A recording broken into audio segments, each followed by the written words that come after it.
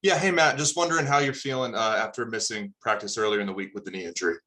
Oh shoot, hey, Bill gave me some R&R, man. You feel me? So I'm feeling good. I got to take a nap and everything, so I'm straight. Great, thank you. Next question, Alan Sieg. Thanks, Steph. Matt, how you doing today? I'm great. How you doing, Alan? Okay, thanks. New Orleans Saints have been interesting over the first couple of games. They beat the Packers, scored 38 points, lost to the Panthers, scoring 7. What kind of feel in terms of inconsistency do you get from New Orleans, and are they difficult to prepare for in the sense that they were inconsistent, one week to the next? No, you don't ever prepare for somebody's worst. We know what type of explosive offense they have and what type of players they have. They can score from anywhere on the field, 99, or they can get in that jumbo set and punch it in. So you don't ever prepare for somebody's worst. You prepare for their best and know that every Sunday you're gonna get the better of anybody that you're facing. And so that's what we're doing, and that's how we prepare. Obviously, you like to get to the quarterback. Jameis Winston, big guy, 6'4", 230, a lot of quickness, a lot of speed. How difficult is it for you guys in terms of trying to get to him? But we just got to execute. It's about what we do on the field and just trying to harass Jameis while he in the pocket. We know what type of arm talent he has, and we know the type of quarterback he is. And so we just got to try to harass him on every snap that he drops back, and especially when our DBs have good coverage back there, So our DBs relying on us, and we're relying on them, and it's just gonna be complimentary football. Thanks, Matt. No problem. Thank you. Next question, Mike. Thanks, Stephanie. Matt, how you doing? I'm fine. How you doing, Mike? Doing well, thank you. Good. I love that Bill gave you some R&R. So Mhm. are we safe to assume we're gonna see you on Sunday? Man, whoever strap up, that's what strap up. We just buy a ticket. Buy a ticket. See who strap up, man. But we just gonna see. This is so strange in this COVID world. Yeah. In that I have questions that I write down that go back even like a week or two, just because we don't get to come up to you in the locker room. You know what I mean? Like, right. We sort of have to wait. So forgive me for this one from a couple weeks ago. I keep trying to see what happened on the sideline in that Miami game. Like how, how you ended up there. And I just wanted to ask you, can you shed any light on it? I tried to find even the all 22, which we used to be able to get. I can't find it. So I just want to ask you just straight up. Oh shoot! I was still wondering the same thing, and then I had got penalized for it, and I asked the ref. I actually asked the ref, like, all right, like, what did you see? And he was like, well, it was kind of the long snapper, and I'm pretty sure he didn't put you over there. So I was wondering the same thing. So I do understand, because I couldn't see it on film either, because the film cuts off, and so but. That's a mistake, and I definitely won't try to have it happen again. And that penalty just cost my team yards, and it was a selfish mistake. And so just make sure it doesn't happen again. And my last one, Matt, and thanks for entertaining it. I know you said you got penalized. My understanding is they also might have even fined you, and I was wondering if you plan to appeal that, if that is indeed accurate, the information that I have. Oh, yeah. I mean, you're supposed to appeal every fine that you get unless you really did it. And I don't believe I did this one. So, yeah, I'm gonna appeal it and see what happens from there. Thank you. Next question. Next question, Matt Patoa, please. Hey, Matt. You guys have the DBs behind you have had so much success in intercepting opposing quarterbacks. Mm-hmm. One, does that kind of add to the incentive of slowing a team on first and second down to put a team into passing downs to put your guys in position to do that? And two, you guys getting pretty good at feeling comfortable switching into blocking mode for those guys when they're trying to run it back? Man, any chance we can get the ball, and obviously some turn into points or get it back to our offense where they can turn it into points. We try to do that as much as possible. So we go out there with a mentality and a mindset to stop the run, and we try to stop the run, make a team have to throw the ball, and the type of ball hawks we got back there. So and they have a lot of success, and even though they DBs, they can catch the ball very well, and they make contested catches like wide receivers. So it's hard when you in a throwing situation and you have to throw the ball, and somebody and our DBs know it, and they just licking their chops like a rusher is licking his chops on 3rd and long. It's kind of the same mentality, and then we just want to get the ball back.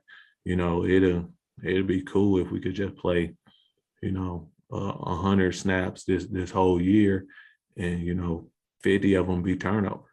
It'd be real cool. It'd be a sight to see. But we understand that that's not football, but we're looking to take the ball away any way we can.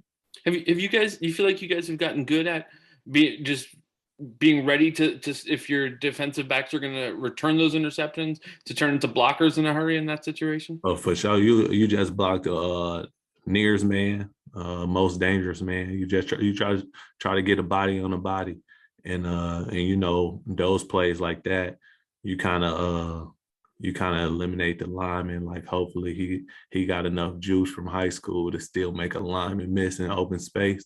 So you try to get the speed guys, and then see where they can go from there. Next question, Evan Lazar. Hey, Matt, how's it going? Good. How you doing, Evan?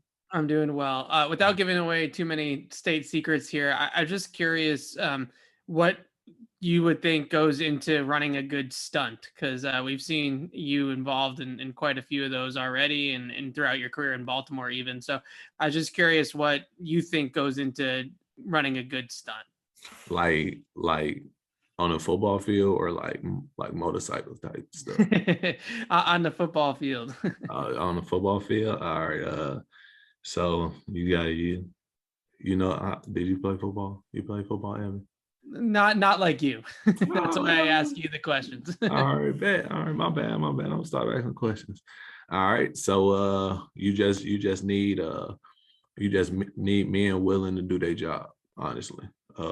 You have a job to do, whether if that's you gotta run from C gap to C gap, or if you just gotta penetrate the A gap. You have a job to do, and you need a bunch of guys that's just willing to do their job and willing to sacrifice for the man next to them. And that's what goes into running a good stunt. It's not about the X's and O's. It's about the Jims and Joes. And so when you go out there and people are sacrificing because you might not get the sack, you might be nobody ever a give up player, but sometimes you be like, I don't know, it looked like a lot of people gonna block me on this play. But when you go there, you go out there and you execute and you do your job and you do it fast, and you don't care the outcome, as long as it's a positive outcome for you, that's when you become a good game runner. Thanks, Matt. Yeah, no problem. And last question, Chris Ryan. Hey, Matt, I hope all is well with you. How would you describe the linebacker's mindset when it comes to getting into the backfield, where you, Juwan, and obviously Dante as well, and Kyle, you guys are really good at blowing up plays in the backfield. What's the mindset there? What's the level of determination to kind of make that happen? How you doing, Chris? Well, going on with that mindset, it's just an attack mindset. Defense is reactive. But when you see something, you study film, and you're like, I'm positive that this the play that's about to run, and you're confident in yourself and you trust yourself, and you gain the trust of your teammates and coaches, and you take a chance, and more times out of none that chance comes up as a negative play for your defense. That's how you become good or great at playing on the opposite line of the scrimmage. So first is about your pre-snap reads, about your alignment, and then is I think lastly is about your mindset. Like I'm gonna go make this play, and I've seen it so many times because I watch film or because I study or because I put the extra work in, that I'm confident that if I go right here, I can make that play. And I think that's what you know, Bent High, KB, Ooch, you know, so many guys up front, LG, DG, Carl.